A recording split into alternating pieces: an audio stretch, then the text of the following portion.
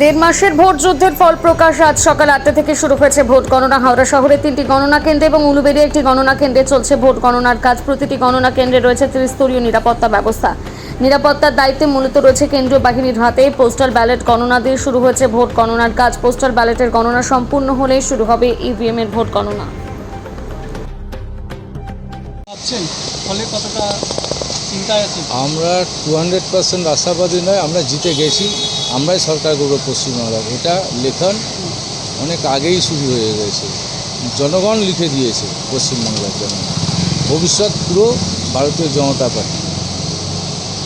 গণনা শুরু হয়েছে, কতটা কড়াকড়ি পুলিশ?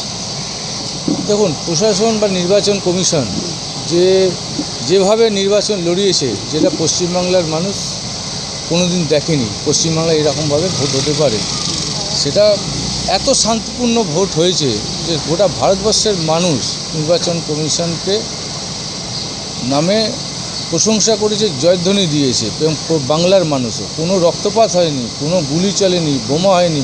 এটা পশ্চিমবাংলার মানুষ কোনোদিন এটা অভ্যস্ত হয়নি যে এইভাবে নির্বাচন হতে পারে। যেটা নির্বাচন কমিশন করেছে, তার জন্য আমরা ধন্যবাদ জানাই নির্বাচন কমিশনকে। আমরা একদম শতবদ্ধ জিতবো, একদম বিশ্বাস আছে। পশ্চিমবাংলার মানুষ এইবারে শান্তিভাবে ভোট দিয়েছে, গণনাও খুব শান্তিভাবে হচ্ছে। আমরা জিতবও শান্তি করেই বাড়ি চলে যাব। গণনা শুরু হয়ে গেছে? গণনা শুরু হয়ে গেছে, আমাদের প্রত্যেকটা এজেন্ট চলে গেছে একদম শতবদ্ধভাবে। সবার টিফিন খাওয়া হয়ে গেছে। এই 12টা অবধি দেখে নেবেন, রেজাল্ট পুরো একদম উল্টে যাবে একদম। আমরা সরকার করছি। আমার নাম প্রমোদ সিং, জেলা সম্পাদক।